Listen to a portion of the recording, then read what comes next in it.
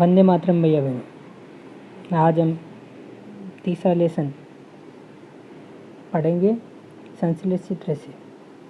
इसमें अपन ने पढ़ लिया था। अब अपन तीसरा टॉपिक है अपना ये पॉलिएस्टर और एक्रेलिक। पॉलिएस्टर एक संश्लेषित रेशा है। इसे रेशे से बने कपड़े में आसानी से सलवटें नहीं पड़ती है। यह सपाट रहता है और सरलतापूर्वक धुल जाता है। अतः ये वस्त्र सामग्री हेतु पर्याप्त उपयोगी पदार्थ है। आपने लोगों को सुंदर पॉलिएस्टर कमीजें और अन्य परिधान पहने अवश्य देखा होगा। टेरिलीन एक लोकप्रिय पॉलिएस्टर है। इसे बहुत महीन रेशों में खींचा जा सकता है। फिर इन्हें फिर किसी भी अन्य तंतु समान बुना जा सकता है।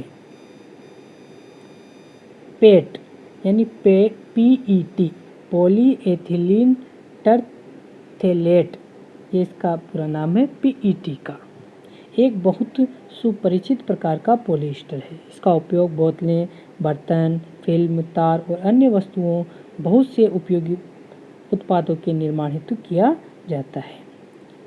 चारों ओर दृष्टि घुमाएं और पॉलिएस्टर से निर्मित वस्तुओं की सूची बनाएं। पॉलिएस्टर, पॉली प्लस एस्टर, यानी पॉली मतलब बहुत और एस्टर में इकाइयाँ, यानी एस्टर की बहुत सारी इकाइयाँ।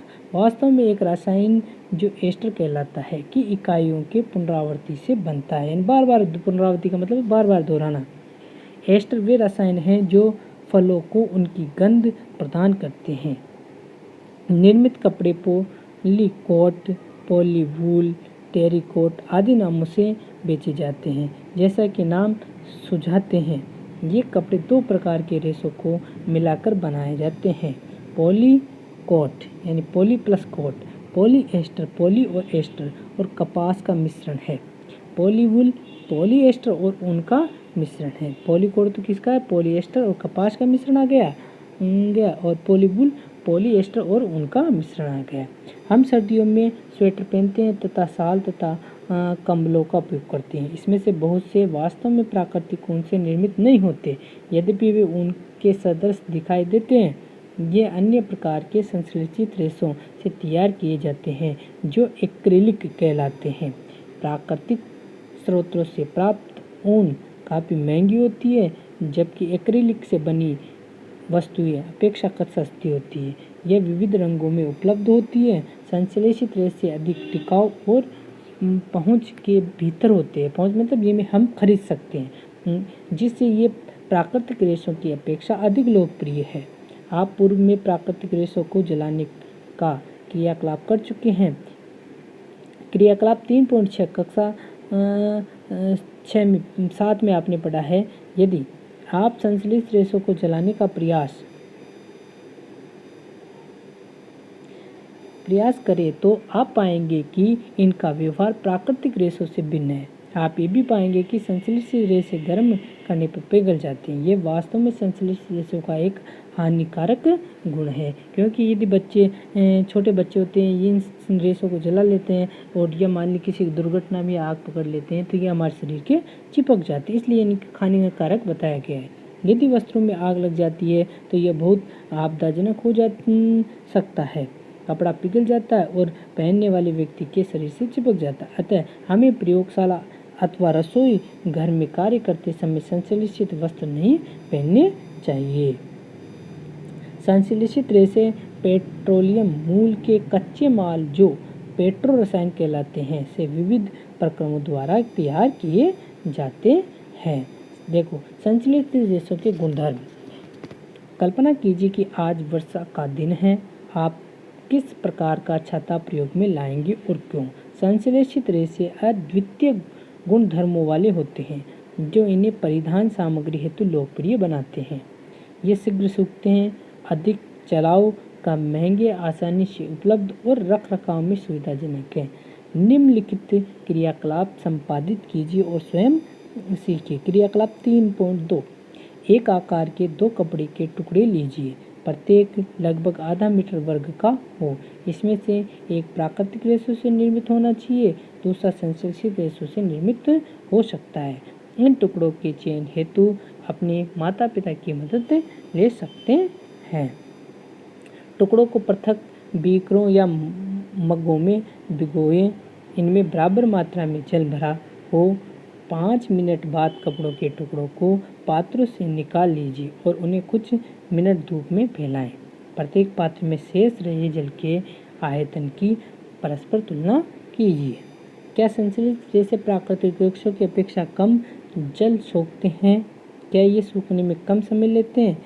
ये क्रियाकलाप आपको संश्लेषित कपड़ों के गुणधर्मों के बारे में क्या बताता है?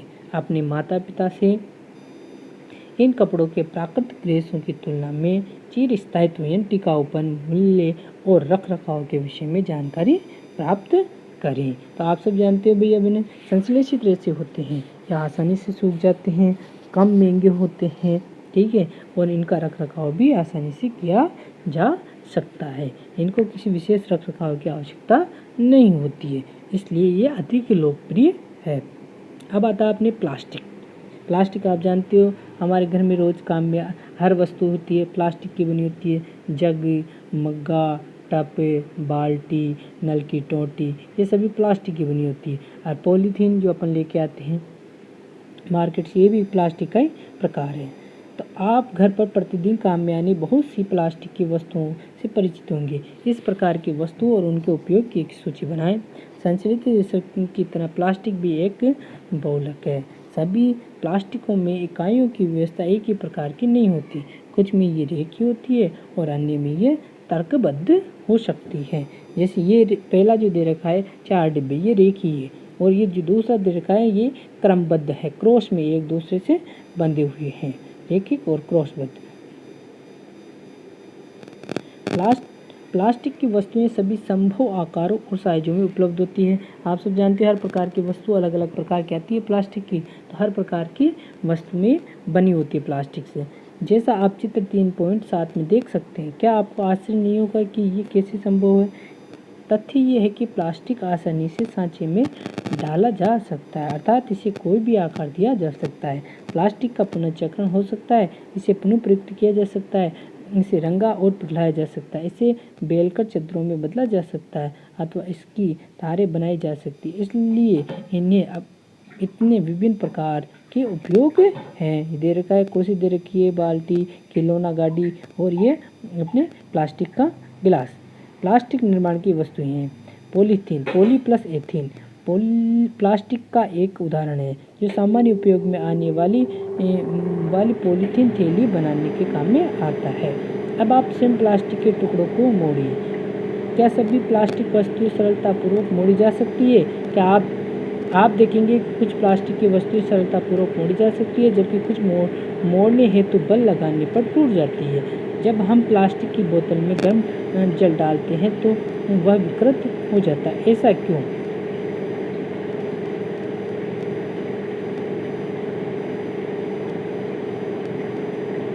प्लास्टिक जो गर्म करने पर आसानी से विकृत हो जाती है और सरलतापूर्वक मुड़ जाती है, थर्मोप्लास्टिक कहलाती है। इसके आगे कल बढ़ेंगे भैया बहनों।